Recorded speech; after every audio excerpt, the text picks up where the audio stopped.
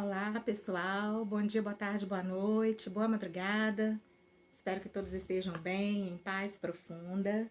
Meu nome é Débora Matos, eu sou terapeuta floral, terapeuta holística, estudante de algumas terapias.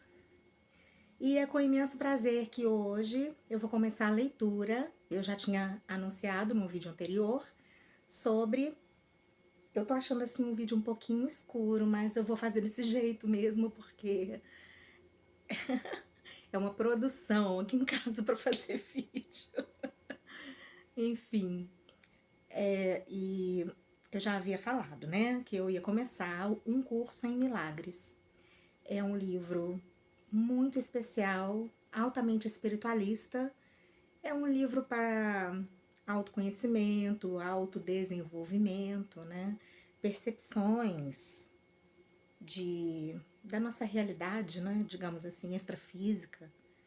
E um livro que nos auxilia muito, principalmente nós terapeutas, e ele existe como matéria de estudo de diversos grupos espalhados aí pelo mundo. Ele começou nos Estados Unidos, né? E aqui no Brasil ele já é bastante conhecido, né? Difundida essa prática de estudo, de se reunir tanto presencialmente quanto online. Pois é, eu ainda estou com aquele probleminha do meu óculos. Ainda não fui lá na ótica, gente. Enfim. Então, eu já contei um pouco a história, né, sobre a autora, sobre o movimento que ela começa com um colega de trabalho lá nos Estados Unidos. Então, eu vou ler o prefácio e, se der, eu faço nesse mesmo vídeo, já introduzo o conteúdo agora. Meu Deus, me fugiu o nome. O conteúdo propriamente dito, né, dos capítulos. Então vamos lá. Deixa eu colocar aqui direitinho. Prefácio. Esse prefácio foi escrito. Peraí, deixa eu só aumentar mais um pouquinho ele aqui para mim. Esse prefácio foi escrito em 1977 em resposta aos muitos pedidos para que se fizesse uma breve introdução a um curso em milagres. As duas primeiras partes, a primeira é como veio a existir e a segunda é o que é. São de autoria de Ellen Schumann, que é quem recebeu este trabalho.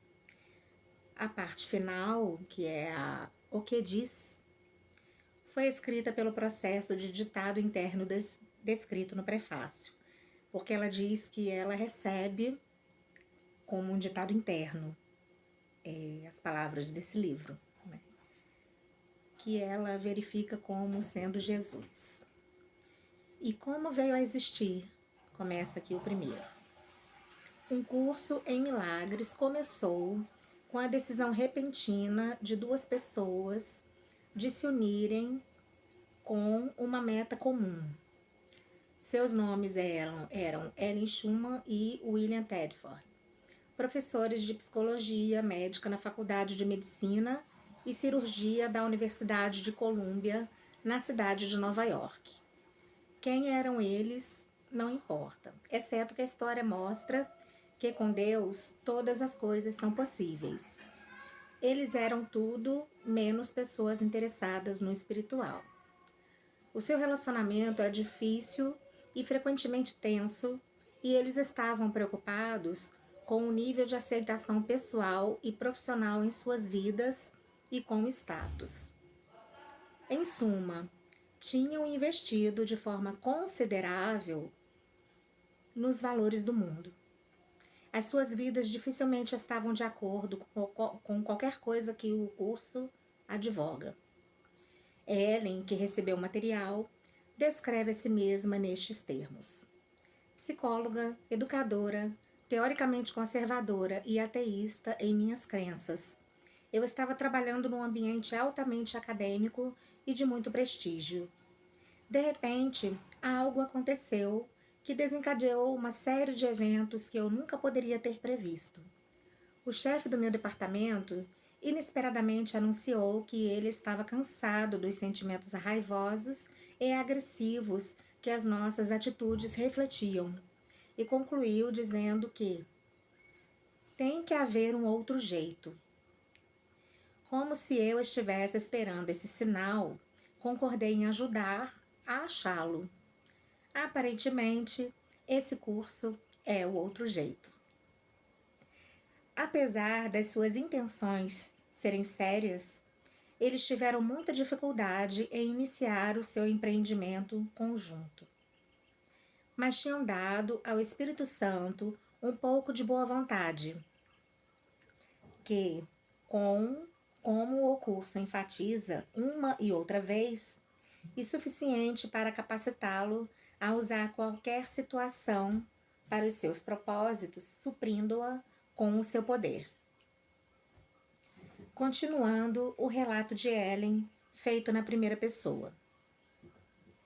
3 meses estarrecedores precederam o manuscrito em si, durante os quais Bill sugeriu que eu anotasse os sonhos altamente simbólicos e as descrições das estranhas imagens que vinham a mim. Apesar de já ter aprendido a me acostumar mais ao inesperado naquela altura, eu me surpreendi muito quando escrevi: esse é um curso em milagres. Essa foi a minha apresentação à voz. Ela não tinha som, mas parecia estar me dando um tipo de ditado interno e rápido que eu anotava num caderno de taquigrafia. O ato de escrever nunca era automático. Podia ser interrompido a qualquer momento e depois continuava daquele ponto. Isso me deixava muito desconfortável, mas nunca me ocorreu seriamente parar. Parecia ser um projeto especial que eu tinha aceito de alguma forma em algum lugar. Ele representava um empreendimento feito em colaboração verdadeira entre Bill e eu. E muito da sua significação, eu tenho certeza, está nisso. Eu anotava o que a voz dizia, ele ia para ele no dia seguinte, então ele datilografava o que eu lhe ditava. Eu imagino que ele tenha tido seu projeto especial também. Sem o seu apoio e encorajamento, eu nunca teria sido capaz de realizar o meu. Todo o processo levou aproximadamente 7 anos. O texto veio primeiro, depois o livro de exercícios e finalmente o manual dos professores. Apenas algumas modificações de menos importância foram feitas. Os títulos dos capítulos e subtítulos foram inseridos no texto e algumas das referências mais pessoais que ocorreram no início foram omitidas. Exceto isso, o material não sofreu modificações substanciais. Os nomes dos colaboradores na transcrição do curso não aparecem porque o curso pode e deve se manter por si próprio. Não se pretende que ele venha a ser a base para outro culto. O seu único propósito é suprir um caminho no qual algumas pessoas serão capazes de encontrar o seu próprio professor interno. O que é? Como seu título indica, o curso é todo composto como um instrumento de ensino. Consiste de 3 livros: o texto, de 721 páginas, o livro de exercícios para estudantes, de 512 páginas, e o manual de professores, de 94 páginas. A ordem que os estudantes escolhem usar os livros e as formas nas quais o fazem depende de suas necessidades e preferências particulares. O currículo que o curso propõe é cuidadosamente planejado e explicado passo a passo, tanto ao nível teórico quanto ao prático. Ele enfatiza a aplicação prática mais do que a teoria e a experiência mais do que a teologia. Declara especificamente que Uma teologia universal é impossível, mas uma experiência universal não só é possível, como necessária. Manual, página 79. Apesar de ser cristão em seus princípios, o curso envolve temas espirituais universais.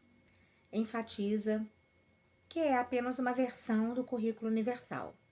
Existem muitas outras. Essa se diferencia das outras apenas em forma. Todas conduzem a Deus no final. O texto é amplamente teórico e estabelece os conceitos nos quais o sistema de pensamento do curso se baseia. As suas ideias contêm o fundamento para as lições do livro de exercícios. Sem a aplicação prática que o livro de exercícios provê, o texto permaneceria, em grande parte, apenas uma série de abstrações que dificilmente seriam suficientes para realizar a reversão de pensamento que é o objetivo do curso. O livro de exercícios inclui 365 lições, uma para cada dia do ano. No entanto, não é necessário fazer as lições nesse ritmo, e cada pessoa pode querer ficar em uma lição particularmente atraente por mais de um dia. As instruções requerem apenas que não se tente fazer mais de uma lição por dia.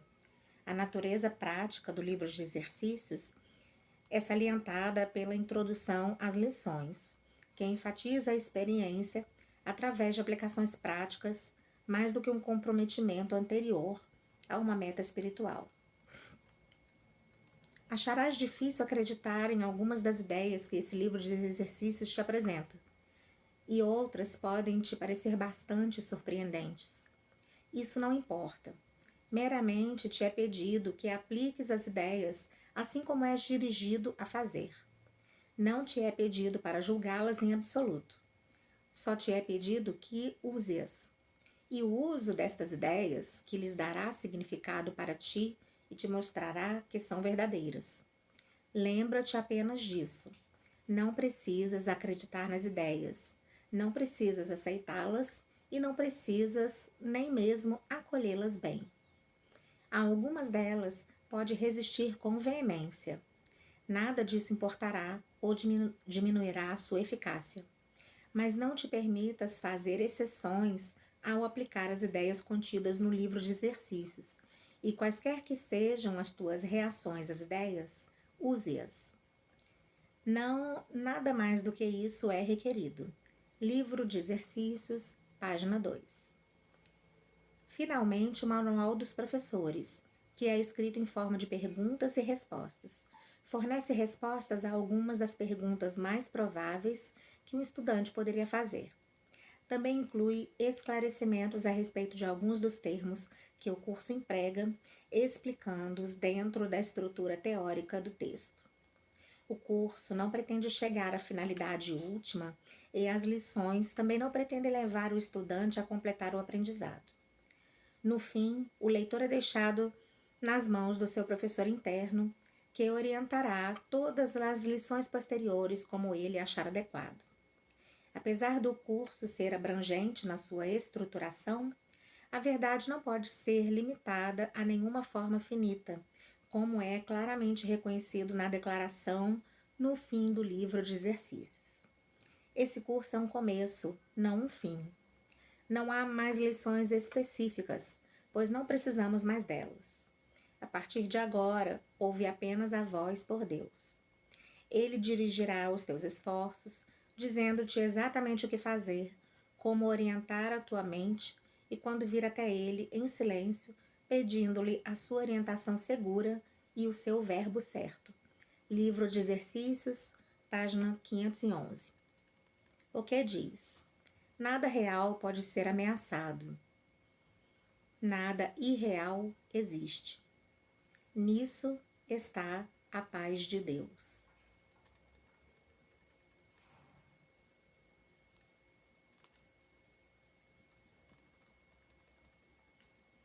É assim que o curso em milagres começa. Ele faz uma distinção fundamental entre o real e o irreal, entre conhecimento e percepção. Conhecimento é verdade e está sob única lei, uma única lei, a lei do amor de Deus. A verdade é inalterável, eterna e não é ambígua. É possível não reconhecê-la, mas não é possível mudá-la. Ela se aplica a tudo o que Deus criou e só o que Ele criou é real. Está além do aprendizado porque está além do tempo e do processo. Não tem opostos, não tem início e não tem fim. Simplesmente é. O mundo da percepção, por outro lado, é o mundo do tempo, da mudança, dos inícios e dos fins. Ele se baseia em interpretação, não em fatos. E o mundo do nascimento e da morte, fundado sobre a crença na escassez, na perda, na separação e na morte. Ele é aprendido mais do que dado, seletivo nas ênfases que dá à percepção, instável em seu funcionamento e impreciso em suas interpretações. Do conhecimento e da percepção surgem, respectivamente, dois sistemas de pensamentos distintos que são opostos em todos os aspectos. No domínio do conhecimento, nenhum pensamento existe à parte de Deus, porque Deus e sua criação compartilham uma única vontade. O mundo da percepção, no entanto, é feito pela crença em opostos e vontades separadas, em perpétuo conflito umas com as outras e com Deus. O que a percepção vê e ouve parece ser real, porque ela só permite que entre na consciência o que está de acordo com os desejos de quem está percebendo. Isso leva a um mundo de ilusões, um mundo que precisa de defesa constante, exatamente porque ele não é real. Quando foste aprisionado no mundo da percepção, foste aprisionado num sonho. Não podes escapar sem ajuda, porque tudo o que os teus sentidos te mostram apenas testemunha a realidade do sonho. Deus forneceu a resposta, o único caminho para a saída, o verdadeiro ajudante. A função da sua voz, seu Espírito Santo, e ser o mediador entre os dois mundos. Ele pode fazer isso porque, se de um lado conhece a verdade, de outro também reconhece as nossas ilusões, mas sem acreditar nelas. A meta do Espírito Santo é ajudar-nos a escapar do mundo de sonhos, ensinando-nos a reverter nosso pensamento e a desaprender nossos erros. O perdão é o grande instrumento de aprendizado do Espírito Santo para realizar essa inversão do pensamento. No entanto, o curso tem a sua própria definição do que é realmente o perdão, assim como ele define o mundo à sua própria maneira. O mundo que nós vemos apenas reflete o nosso próprio referencial interno, as ideias dominantes, desejos e emoções em nossas mentes. A projeção faz a percepção. Texto, página 474. Nós olhamos antes para dentro, decidimos o tipo de mundo que queremos ver e então projetamos esse mundo lá fora, fazendo dele a verdade tal como a vemos. Nós fazemos com que ele seja verdadeiro através de nossas interpretações do que estamos vendo. Se estamos usando a percepção para justificar nossos próprios erros, nossa raiva, nossos impulsos para atacar, nossa falta de amor em todas as formas que pode ter, veremos um mundo de maldade, destruição, malícia, inveja e desespero. Tudo isso nós precisamos aprender a perdoar, não porque estamos sendo bons e caridosos, mas porque o que estamos vendo não é verdadeiro.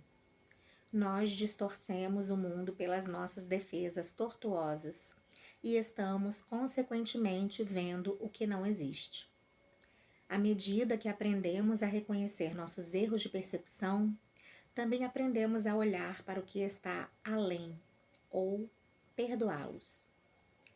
Ao mesmo tempo, estamos perdoando a nós mesmos, olhando para o que está além de nossos autoconceitos distorcidos que é o ser que Deus criou em nós e como nós.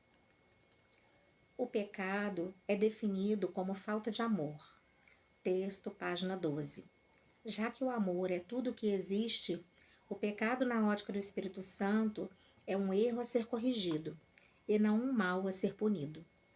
Nosso senso de inadequação, fraqueza e incompleteza vem do grande investimento no princípio da escassez que governa todo o mundo das ilusões.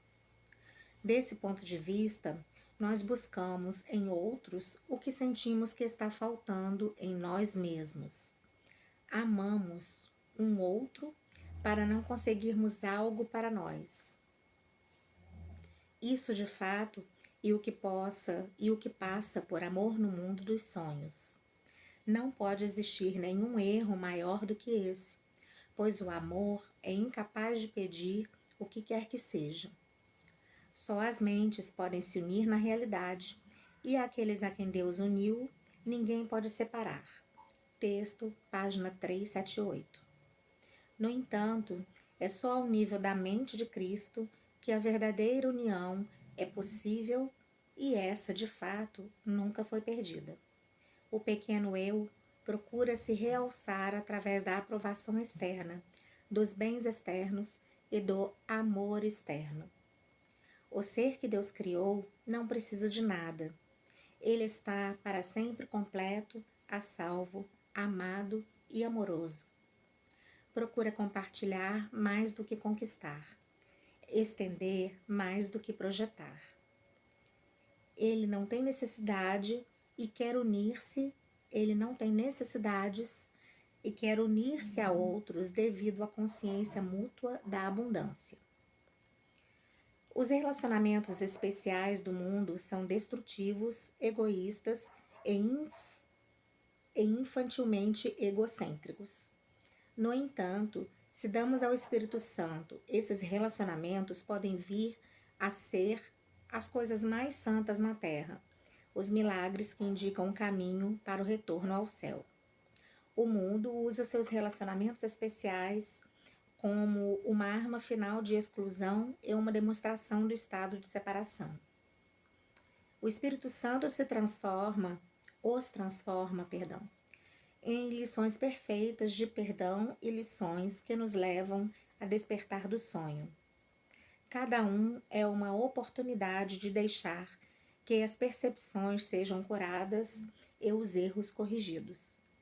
Cada um é mais uma chance de perdoar a si mesmo, perdoando a outro. E cada um vem a ser mais um convite ao Espírito Santo e à lembrança de Deus. A percepção é uma função do corpo e, portanto, representa um limite na consciência. A percepção vê através dos olhos do corpo e ouve através dos ouvidos do corpo. Evoca as respostas limitadas que o corpo dá. O corpo parece ser amplamente automotivado e independente. No entanto, ele responde só às intenções da mente. Se a mente quer usá-lo para o ataque em qualquer forma, ele vem a ser vítima da doença, da idade e da decadência. Se, em vez disso, a mente aceita o propósito que o Espírito Santo tem para ele, ele vem a ser um meio útil de comunicação para os outros, invulnerável por tanto tempo quanto for necessário para ser gentilmente deixado de lado quando a sua utilidade chegar ao fim. Em si mesmo, ele é neutro, como tudo no mundo da percepção, e usado para os objetivos do ego ou do Espírito Santo, dependendo inteiramente do que a mente quer. O oposto da ótica que se tem com os olhos do corpo é a visão de Cristo, que reflete força em vez de fraqueza, união em vez de separação e amor no lugar do medo.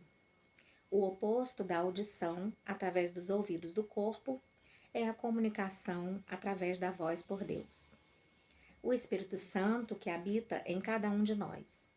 A sua voz parece distante e difícil de ser ouvida, porque o ego, que fala pelo ser pequeno e separado, parece falar muito mais alto. De fato, isto está revertido. O Espírito Santo fala com uma clareza inconfundível e com um apelo irresistível. Ninguém que não escolhesse se identificar com o corpo poderia ser surdo às suas mensagens de liberação e esperança, ou poderia falhar em aceitar com alegria a visão de Cristo em lugar do seu miserável retrato de si mesmo. A visão de Cristo é a dádiva do Espírito Santo, a alternativa de Deus para a ilusão da separação e para a crença na realidade do pecado, da culpa e da morte. É a única correção de todos os erros da percepção, a reconciliação dos aparentes opostos nos quais esse mundo se baseia. A sua luz benigna mostra todas as coisas de outro ponto de vista, refletindo o sistema de pensamento que surge do conhecimento e fazendo com que o retorno a Deus não só seja possível, mas inevitável. O que era considerado como injustas feitas a alguém por outra pessoa, agora vem a ser um pedido de ajuda e um chamado para a união. O pecado, a doença e o ataque são vistos como percepções equivocadas que pedem um remédio através da gentileza e do amor. As defesas são postas de lado porque onde não há ataque, não há necessidade delas. As necessidades de nossos irmãos passam a ser as nossas, porque eles fazem conosco a jornada em direção a Deus. Separados de nós, eles perderiam o seu caminho. Sem eles, nós nunca poderíamos achar o nosso. O perdão é desconhecido no céu, onde a sua necessidade seria inconcebível.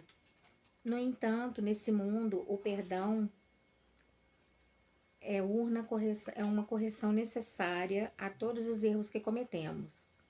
Oferecer o perdão é o único modo de recebermos, pois ele reflete a lei do céu, onde dar e receber são a mesma coisa.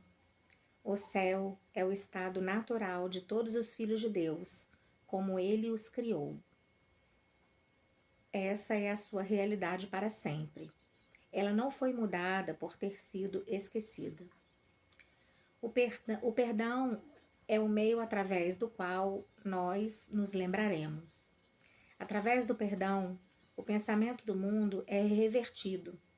O mundo perdoado vem a ser a porta do céu, porque através da sua misericórdia podemos finalmente perdoar a nós mesmos. Não aprisionando ninguém à culpa, nós nos libertamos.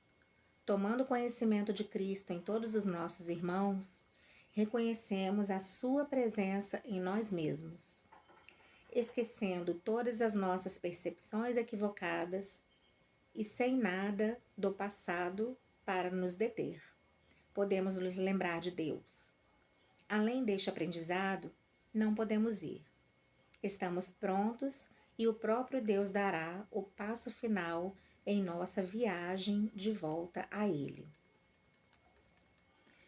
Bom, como ficou extenso, eu vou fazer num próximo vídeo, vou falar aqui o sumário com os capítulos e dar continuidade à leitura. Até mais. Namastê.